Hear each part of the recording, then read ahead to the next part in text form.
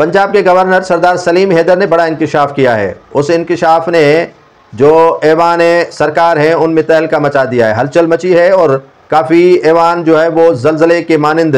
हिल रहे हैं। गवर्नर पंजाब सरदार सलीम हैदर ने ऐसा क्या कहा जिससे हलचल मची है, वो आप भी सुनकर हैरान रह जाएंगे कि सिटिंग गवर्नर और इत्तेहादी जमात पीपल्स पार्टी के सरकर्दा रहनुमा सरदार सलीम हैदर ने ऐसा बयान क्यों दिया। उनकी नून लीग से नहीं बनती वो एक अलग बात है, लेकिन उसने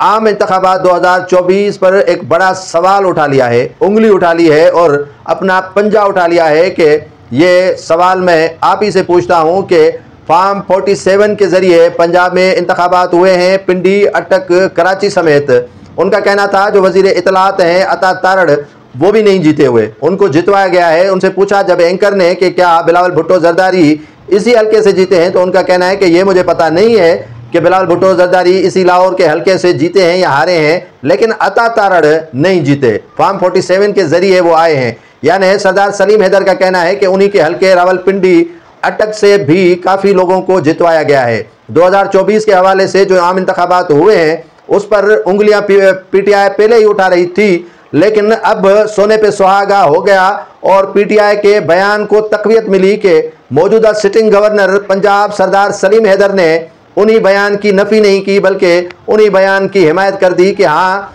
मौजूदा जो गवर्नमेंट आई है वो